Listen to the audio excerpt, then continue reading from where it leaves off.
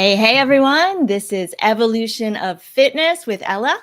I'm Ella Majors, plant-powered fitness and food freedom coach with a passion for personal and planetary evolution. And today's guest is a man whose work and lineage runs deep in the world of internal martial arts. He's actually my teacher's teacher. My teacher is Fred Holt, who was on episode, I think, number 3. And yeah, Sifu Lester is someone I've been dying to bring on. Welcome. Thank you for being here for Sifu Lester. Thank you for having me. It's an honor and a joy to be here with you, sharing the space. Thank you very much. Thank you. Thank you. And for everyone joining live or watching the recording, welcome. If you have questions along the way, feel free to chat, to comment. We welcome those questions. Sifu Lester, your story is so powerful. I do want to start there. Can you share a little bit about how you found Tai Chi and how that kind of changed the trajectory of your life? Yeah, absolutely. Now, where do I begin with this thing so I can kind of condense it?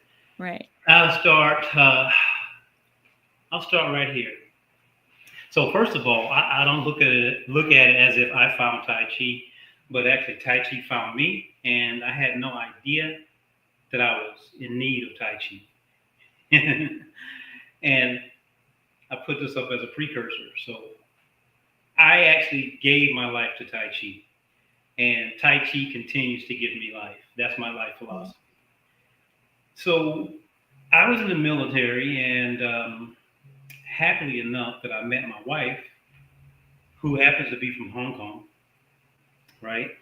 And being in the military, we go through some stressful times.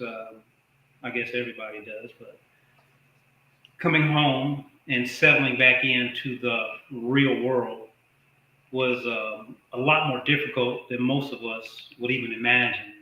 And I think they have a diagnosis for that now called post-traumatic stress syndrome, right? So not knowing that I was deep into it, usually when we're in it, we don't know it, but marriage on the verge of being nothing because of my post-traumatic, waking up in the middle of the night, uh, having bad memories and doing crazy things like jumping on my spouse. Mm. My spouse said, I think you should go over to the temple with me on New Year's. They were having a Chinese New Year celebration. So this was her clever way of introducing me to mindfulness practice, right? I had no idea where I was headed. But anyway, we went to this Buddhist temple. Now, being a Southern boy from South Carolina, right, Bible Belt, I was very hesitant to step my foot into a Buddhist temple because that was just unheard of. And I damn sure wasn't going to tell my parents about it, right? So I sneak into this temple, without my family or anybody else knowing, other than my immediate family. So I go in and I'm simply blown away as soon as I walk in the door. They're speaking a completely different language. They're doing a completely different thing, a completely different culture, a completely different tradition, from the food, from the way that we intermingle with each other. It was just all completely different. And I just happened to see some gentlemen in the corner doing these strange movements, right? Those strange movements grabbed me out of my chair. So I tell my wife, I was like, what are these guys doing over here? I said, it looks like a dance, but I see martial arts in there. And she's like, yeah, it's just that. It's Tai Chi. She's like, if you're interested, you should go and talk to the teacher. My very first teacher, this guy turned out to be. So right away, I got up, I went over and told him I was interested. He kind of like laughed me off because he kind of thought I wasn't so serious about it. And he also had mentioned that the only class that was being offered, I think it was like at Tuesday during the midday. Hmm. And at the time, I was doing very well in mortgages and real estate, right? That was my main thing. And that happened to be during those peak hours, this class, actually during those peak hours, I had to work. So after thinking about it for a very short time, I woke up that morning ready to go to work. I told my wife, I said, I'm not going to work today. I'm going to practice. Mm. She's like, what do you mean? I'm like, I quit. I quit. I need to do this. This is something that I need. She's like, how are we going to pay for this? How are we going to pay for that? I'm like, I don't know. We'll get it figured out. But anyway, I actually quit my job. And most people thought I was nuts because I was making good money. Uh-huh.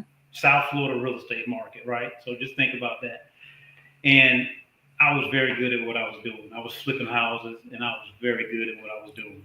Okay. So I quit that job knowing that I had enough income to help keep us afloat, but we would have to be very frugal.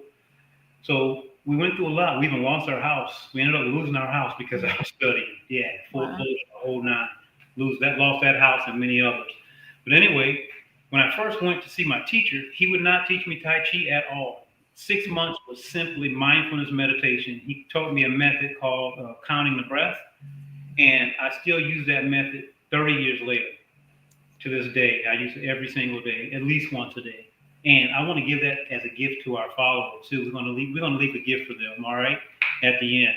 Yes. We'll leave a link and they can go through this process step by step. I thought we should do that for them. But anyway, I started on the journey back then. That was with Master Master Abby Rader and also Master Fong. So Master Fong was a master from China. He was here in America, but unfortunately, he had to move and go back to his family. He was getting old. And then fortunately, when he was leaving, I had to find another teacher. And I found Temple Tai Chi with Sifu Ron Hoffman. And that's the systems I've been studying for decades now. Okay. I want to stop you. So, like that one, you walked in, and then it's interesting. I have a friend who I've interviewed as well. She's a tantra teacher now, and she said she went to her first like tantra meeting, and she said it felt like I was coming home. Like I just knew, like in my bones, I just knew that I was in the right place doing, and this was my path. Was that kind of like it was for you, just that first? I didn't even look at it as a path. It was just something that it was the first thing in my life that I really, really, really gave my all to, other than like my relationship with my family, right? I mean, I changed my entire life. I went from doing other things that I shouldn't be doing that weren't so helpful to saying that Tai Chi is first. So meaning that I started planning my life around Tai Chi, around my practice. First thing I did, I implemented waking up at least 1 hour to 1.5 hours earlier than my planned day. So I had to change my pattern in order to add this new practice, right? And I started waking up, never stop. I always wake up at least an hour and a half or so earlier before I get into the busy world, right? I can create my own world and I can kind of not have to do things according to the way that other people want them done. We get that self-time. I've been doing it ever since. And it just happened to be truly my passion, my calling. And I brought this beautiful art form back home, which is also a big dream of mine, to share this art with other people because I know how it has benefited me in so many different ways. Physically, I said mentally, it gave me peace of mind, but also physically, I had a knee injury just like you, right? Well, not just like you, but a knee injury. I think you had an ACL or whatever. Yeah. But I had like when I was a kid, I blew out my ankle and my knee at the same time, right? And the traumatic overuse of my body in the military made my knees get worse. Now, I'll tell you what happened. Once I started doing my Tai Chi practice, Tai Chi being, I'll say the Tai Chi form. The Tai Chi form being a slow meditative practice started healing my body in multiple ways. One of the ways I noticed was my knee got better. Also, my lungs got healed. I had a chemical, I inhaled some chemicals that damaged my lungs and also caused some trauma to my eye. So I was able to heal my lungs. That is like 100% legit heal. You know what I'm saying? And my knees, because of the slow movement, whenever we do slow meditative movement, we are able to engage our slow twitch muscles, right? So the slow twitch muscles give more support to our joints. So we were able to strengthen and fortify the supporting structure that gives our joints, my knee, relief. So I rebuilt my knees, man, and I don't have those issues anymore either. In the beginning, I actually hurt my knee worse because I was overworking Mm, myself. I was doing too much of the wrong thing. mm. Well, that's the thing, right? Like, and what I've learned from my practice, there's so much about alignment and connection from the ground through the body. And when you connect and you're able to do things slow enough that your alignment and then you build that strength, build the mobility, build those supporting structures in Hmm. such a powerful way that you don't get when you do other types of fitness per se. Right. So I look at Tai Chi, not saying that it's the only one that falls into this category. I can only speak for Tai Chi. I classify it as being what I call a holistic type of healing or holistic art form. Holistic meaning, I've already said that it healed my mind, it also healed my body. And also spiritually, when I say spirit, I'm not talking religion, I'm just talking basically what I would call consciousness. So it Mhm. helped increase my consciousness or build up my consciousness. So most arts don't do that because Tai Chi has that meditative flow. Yeah. You know, you have to be present, you have to be in alignment. You can't just like haphazardly go about doing things. You'll still get some physical exercise, but Mhm. you won't get that holistic healing that Tai Chi offers. So that's one of the reasons I love it. Yeah. Okay. And so, and going back, you said your first teacher, you didn't get to, you did mindfulness practice for 6 months before Yes. you, was that hard for you? Were you like impatient? How did you feel about that? Or did you just trust? In the beginning, it was very frustrating because I Yeah. wanted to learn the movement, right? Yeah. And I'll be honest with you, I would see them do certain movements. I would do them at home on my own, but I wouldn't tell. So I was Rebel. kind of doing those things from afar because I wasn't getting the details from him. I wasn't getting the mouth to ear instruction. I was kind of like this, peeking in and I was screwing it up. I told you I hurt myself in the beginning, Mm, right? Because I wasn't getting the instruction. uh-huh. So I was still doing things in a forceful way. And he Mhm. told me I had too much tension. I was it was just too much fire. So Tai Chi is fire and water. Water is balance. It's that right there. It's yin yang, right? And I was a little bit too much fire. And Sifu knew best. And yeah, it was a little frustrating. I'll tell you what, I ended up actually falling in love just as much with the stillness practice Mm, as I had with the movement, wow. right? So I love sitting still for 2 hours, no problem. Let's do it. You know, Which wouldn't have happened if he hadn't have probably if he hadn't have done it that way. it wasn't going to happen. Yeah. And they call Tai Chi meditation in motion, Yeah. but most people never really reach that meditative part of the practice. They don't. And I think with the way that Sifu introduced it to me, that helped my movement practice become more meditative. Yeah. That That makes a makes lot of sense? sense. Yeah, yeah. Yeah. Yeah. Okay. All right. So continuing on, like, at what point leading up to, like, when do you become a Sifu? Like, how does that happen? So in our system, right, in the Temple Tai Chi system, we don't have a belt system, but we do have levels of achievements. I call them levels of achievements. And those levels of achievements come with titles. So we have certain abilities that you'll begin to gain from the practice, and if you don't have the abilities, there's no need to give you a title, right? Because it just wouldn't make sense. It'll be more stressful on you as an individual because it'll be fake. It won't be Mhm. authentic.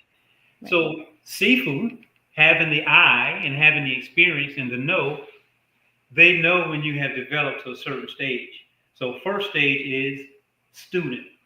So traditionally, student means one or two things. We have inner door students and we have outer door students. Outer door students would be students who just show up, they just looking for some exercise, maybe a little mindfulness. They're not really interested in the deep details of the art, right? But they're still damn good students, Mhm. right? Yeah. And then we have another level of student, which will be an inner door student. So these students are students who they kind of looking for this supreme ultimate. What can Tai Chi really give me? I want everything I can get from Tai Chi, and I'm willing to give Tai Chi everything I have to get it. that would be a person that will become like a disciple, Mm. right? That's what I became. So I become a disciple. A disciple is a student who wants to carry on the lineage and pass it on in as pure a way as possible, right? And I say that because I would never be my teacher. My teacher would never be his teacher, right? But we do our best to pass on the principles according to our level of understanding. And then our level of understanding is going to vary according to our level of perception, Mm. right? Mm-hmm. So it's all back to mindfulness again. Mm-hmm. So you can kind of tell when a student's ready to proceed from being a disciple into the next stage, which is teacher. Mm. Teacher being Lao Tzu, right? So now we have student, two types of students. Mm-hmm. We have disciple, we have Lao Tzu being teacher, and then we have Sifu, who is not just a title. A lot of people run around and they say that they're Sifu, but Sifu is a pretty big responsibility, you know, and having a bunch of students, you really can't give all those students what a Sifu is supposed to give those students. Sifu is like father, Mm-hmm. right? Sifu has more than a physical exercise relationship with the student. It's real personal. I mean, we talk about our personal issues together. We help each other along the way. It's a family, a real family. And I carry that responsibility wholeheartedly. And it wasn't something that I was looking for. None of that I was looking for. It was always gifted to me. And in order to really become a Sifu, I say that there is a heart-to-heart connection with your teacher. Without that, it's just a title. Mm. It's no more than a title. Well, it comes across when you said Sifu's kind of like father. Just in the short time I've known you, I've been following you and attended some of your lives. I really get that feeling from you that you just are in, like, you live your life in service. Yeah, there's not a day that I go to sleep without thinking about my students. Yeah. Yeah, and who I can help and how I can help and what they're going through and how we're helping each other, and it's all about the family. How much of your students come in with, because this is such a healing art, like emotional traumas and things besides the physical, maybe physical trauma, but also emotional trauma, and how do you work with that? Do you more say, let's leave it in the meditation, let's leave it in the movement to heal? Do you talk with them about those problems? How do you handle that when you've got students with some Actually, you trauma? know what? So your first question was like about how many or what percentage or whatever. I'm gonna tell you, man, in today's time right now, and what I've been experiencing, I'm saying Tai Chi is right on time Mm-hmm. because the large majority of students, they're hurting, family, Mm-hmm. and ain't just physical. Everybody's got something, and it shows up in the body because the issues. I like to say this one: the issues are in our tissues, Mm. right? So when we stress, there's a stress response that takes place, fight or flight. There's adrenaline. There's all types of things that take place in our body. All of that adrenaline and stuff goes into our body and it stores into our tissues. All that trauma, all that hurt, all those stressful things. So we start to release those with a simple conversation, right? Being open, talking to each other about what's there. And my number one go-to is I say, follow my recipe and find out what works for you. First of all, is we got to sit down and we got to have some time to face ourselves. And that would be the meditation, the sitting. I always like to go to sitting, the stillness, right? And in order to get into the deeper layers of things, we got to take a step-by-step approach. That's why I say a teacher is a teacher and a coach is a coach, but a Sifu is a Sifu. Because when you start dealing with emotional issues and helping people, we can't avoid them if you want to heal them. You know, some people play this avoidance thing. We don't do that. You got to go into the fire. We believe you got to go into the fire. Just like if you hurt your ankle or your knee, you can't ignore it. You got to go into it. You got to give it some attention. You got to give it some love. So we got to go in there and identify these things, right? And I give you certain physical exercises to do that's going to bring some things up. And if you're not grounded, so I have to be a responsible Sifu to know whether or not this person is grounded enough or not. I should be able to see that in some way or somehow because we have a relationship. And if we don't have that relationship, I'm not going to know. And I will be abusing the yard, just throwing out some things, giving it to you without really knowing. And that's not what we want to duplicate. Well, I've seen it in our classes too. And I think the standing like a tree or the standing meditations, I've seen people have like emotional, kind of breakdowns in the middle of that. And I, it teaches you so much, right? Like just the standing, I mean, being with yourself, feeling like the physical, like the burning and feeling that physical sensation that can get people very, it's like a fight or flight, kind of like I'm scared because it hurts. Yeah. And then there's this emotional release that sometimes comes. Yes. What's that about? Like, it's really powerful. Well, I'll tell you what,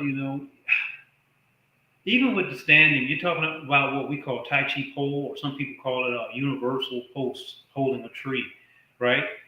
Even if you're not doing that simple practice, I said simple, not easy. We know it's not easy. I've seen students build up more tension than being able to release the tension. So even with that, you have to be careful in the way that you actually share that with certain individuals.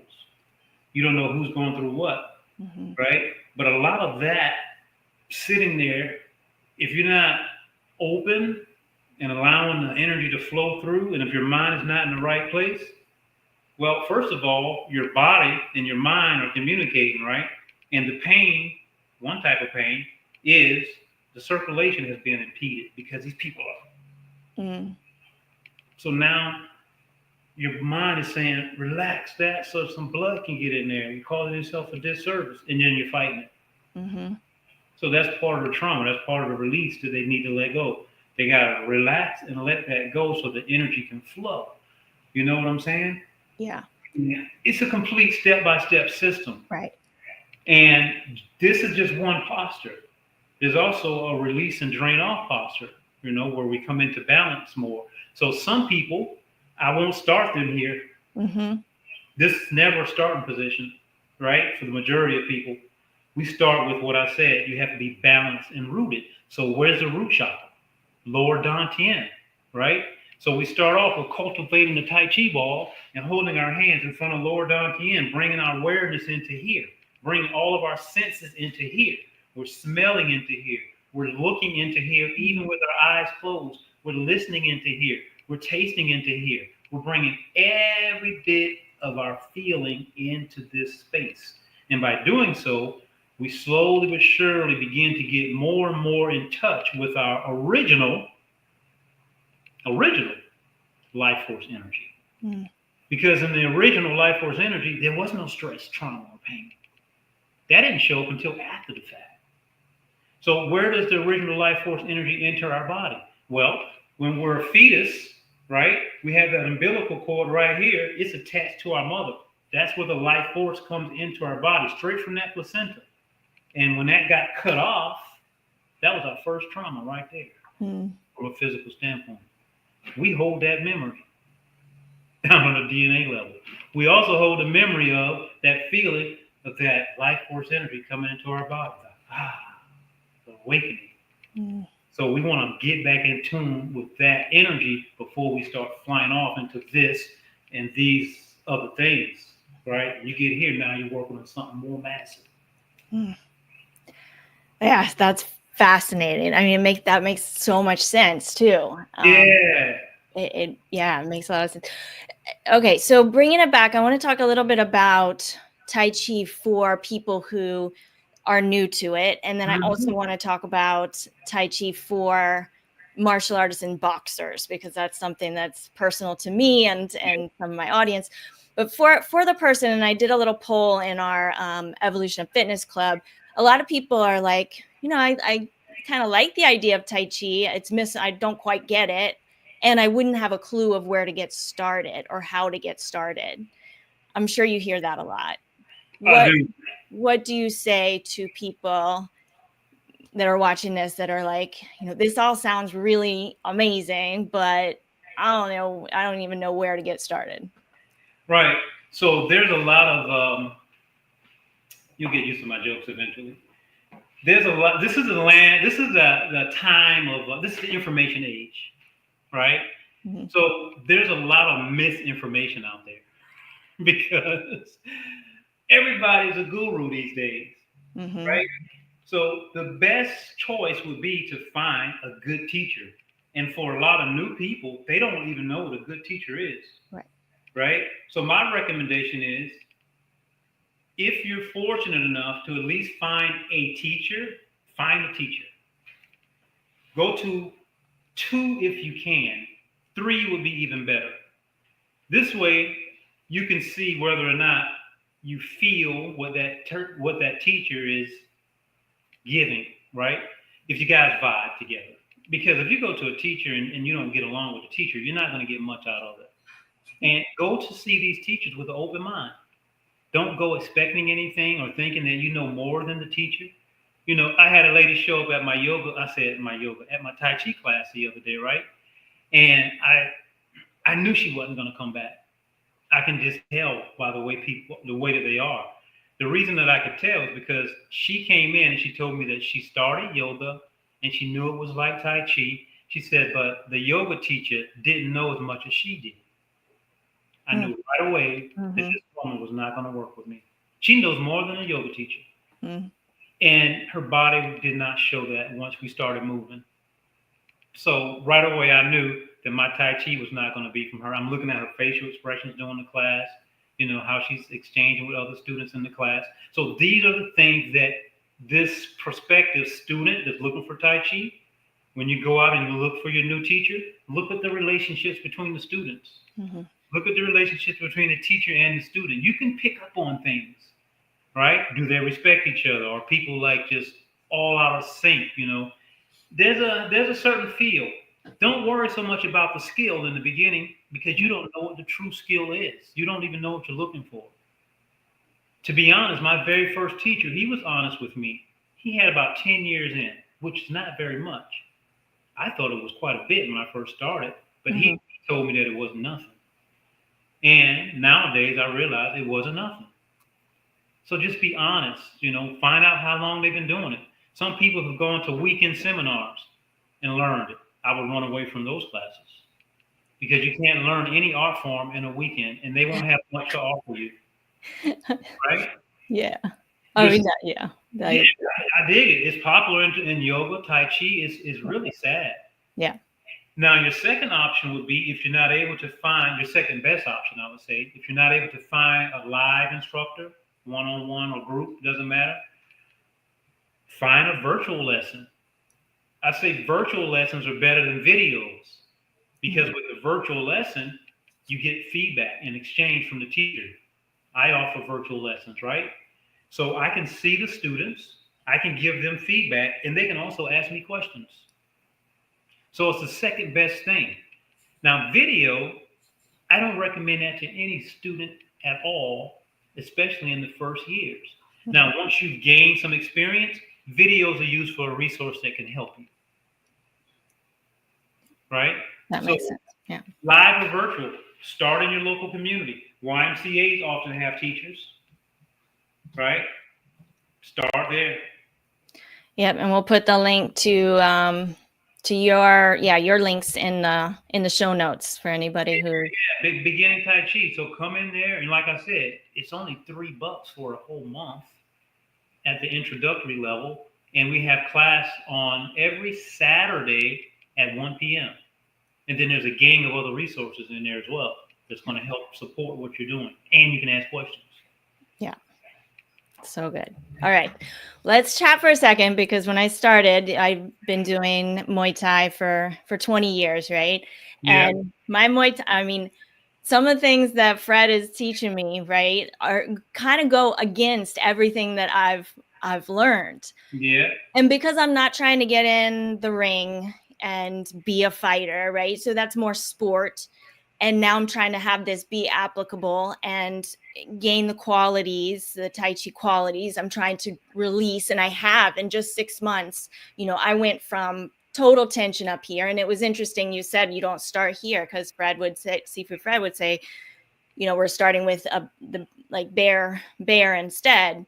So that, because you're already too tense, so we need to learn to release. But then as I got good at the expansion and the releasing, then I could move on to tree. Right. Anyway, but like, so, in the boxing, I'm up here, I'm all tense. The power's coming from my backhand, everything. And he's like kind of reworking everything about my posture and my stance. You kind of like created this system that also helps boxers and other martial artists. Can you talk a little bit about that and what I'm talking about? So let me actually do this. So when people think of martial arts, a lot of times their first thought is sports fighting, right? Where you have to show what you know, and basically you put up a guard, right? You have some type of guard, whatever it may be.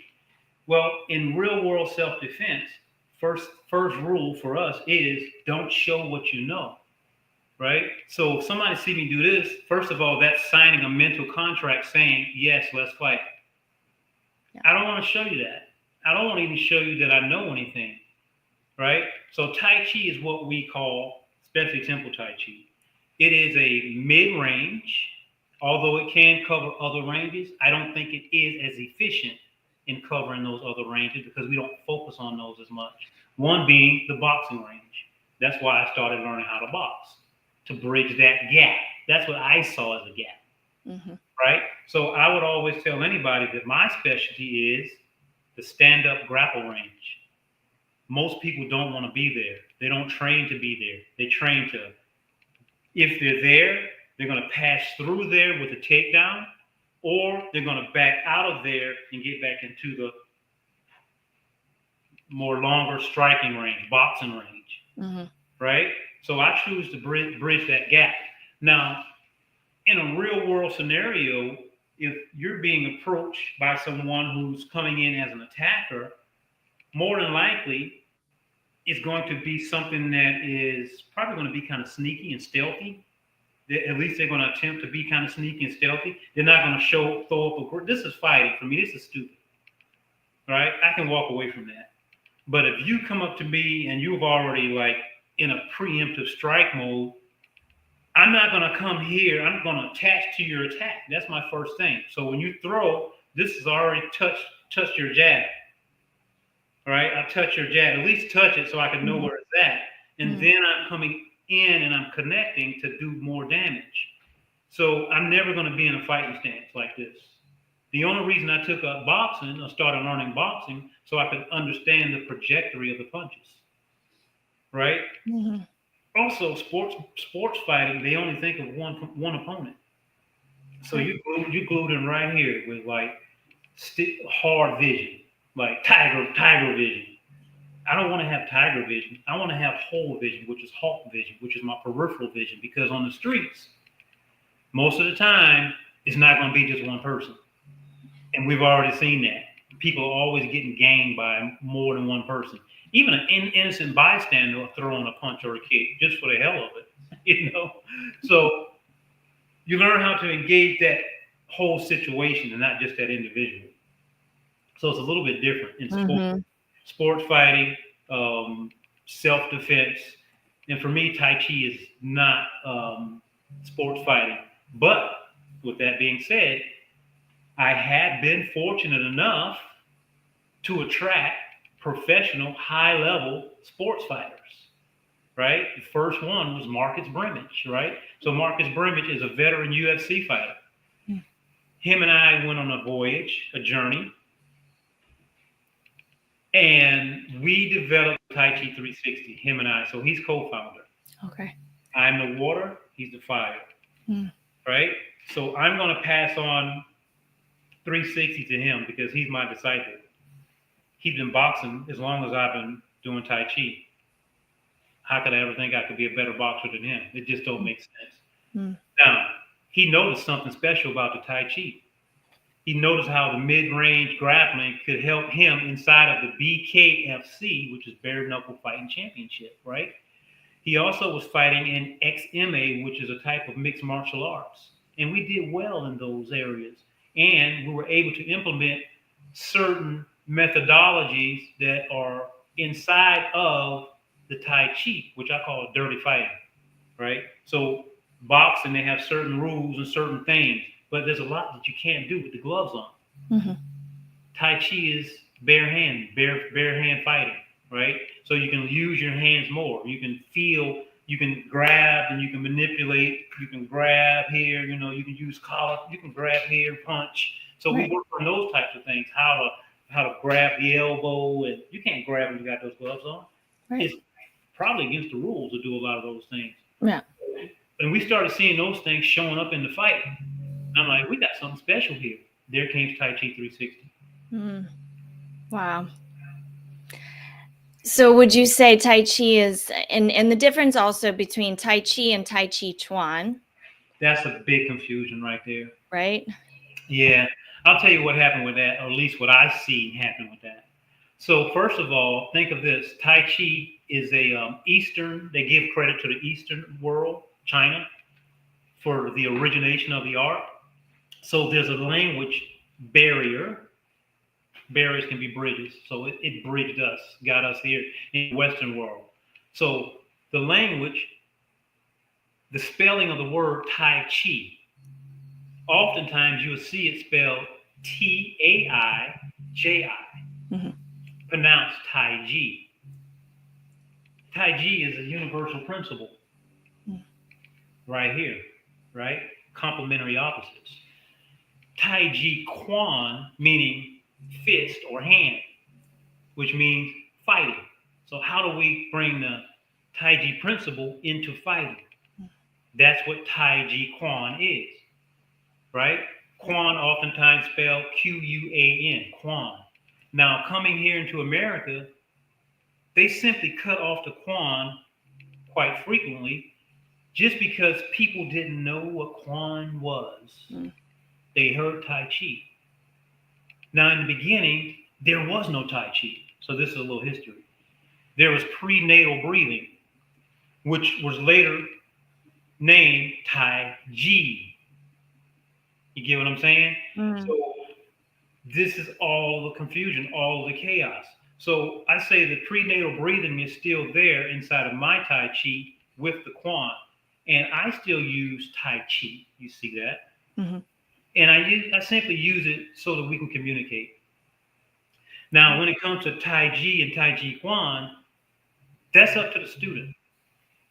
What does the student want? If this student's not interested in the Quan, I'm not going to teach you any Quan. But you will pick up remnants of it along the way. Will you be able to fight or protect yourself? Probably not. Not if you don't focus on how to fight and protect yourself with it.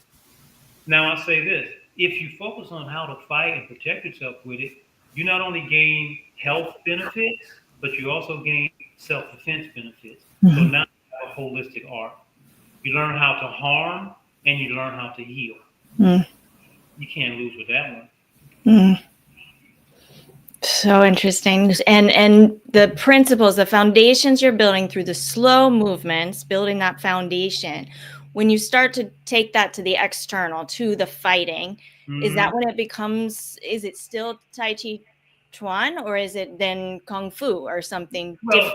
Well, it's still Tai Chi Chuan, right? Kung Fu can be anything. Kung Fu can be any skill. Kung Fu just means time and effort that you put in towards any skill.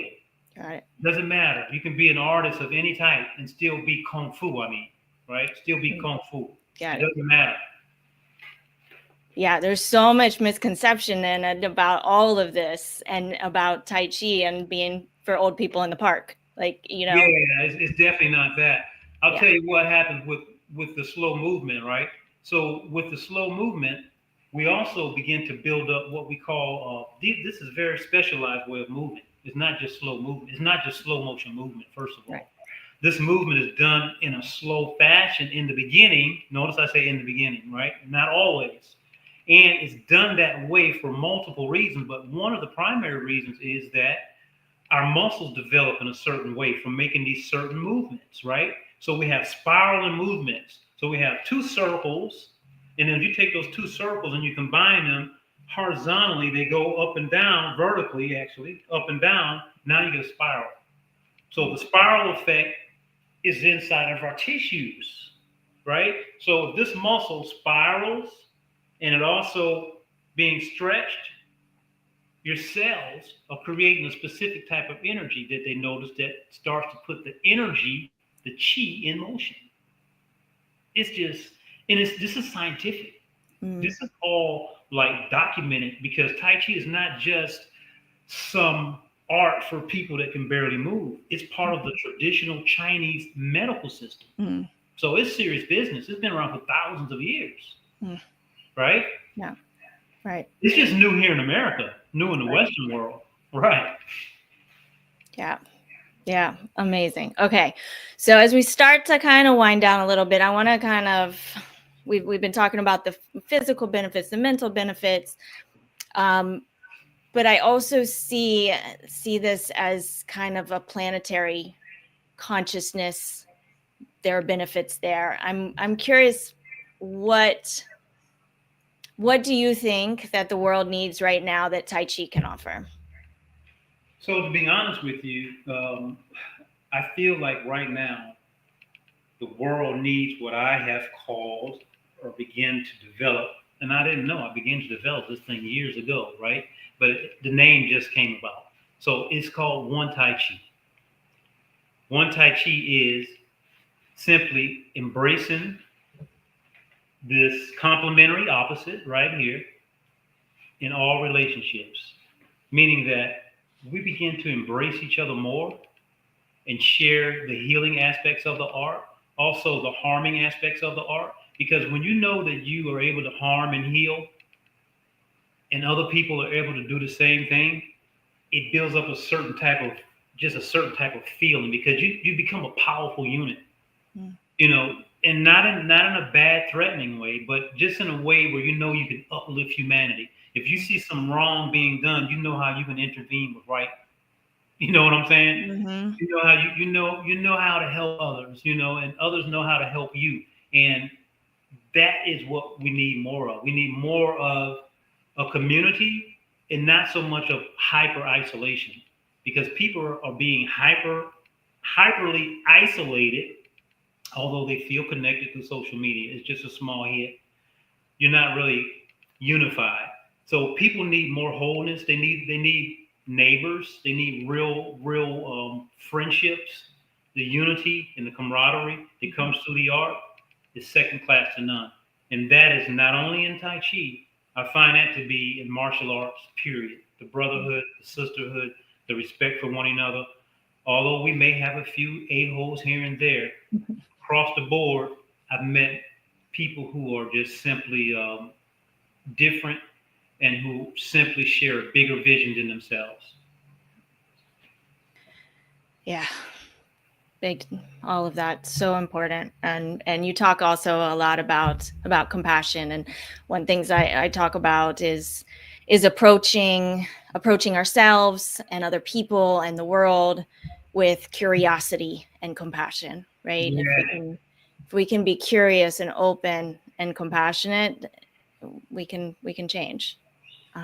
People get so locked into, and this has been done strategically, where people, due to societal norms, you know, have gotten so locked into the left side of the brain, the left hemisphere, and it's all logic and reason, and got away from that right side. So people don't feel like they're here to create and be like a child again.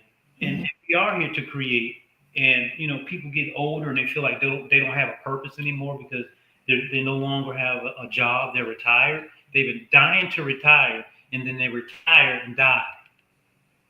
Wow, how'd that happen? Because they become their job. They become human doings instead of human beings. Right? So we need to be human beings more. And that's what Tai Chi helps us be. It helps us to be human beings more. And it sounds like you're talking about the state of Wu Wei. Am I saying that correctly? I couldn't say it any better. Yeah. That's it. Wu Wei is effortless effort to flow. This is what I wanted to say earlier. Tai Chi for me has been just this. And it's been scientifically documented, and you can even see it in the sports world today. Tai Chi, when you establish the state of Tai Chi, it's a state of being. It's a state of not being. So it is the flow state, simply put. Have you ever experienced a flow state or seen someone who has been going into the flow state? Here's an example right here. We all know Michael Jordan, right? Badass, to say the least. Now, as badass as he is, he'd had some games where he was so badass, he didn't even know it was him. He kind of threw up his hands. He's like,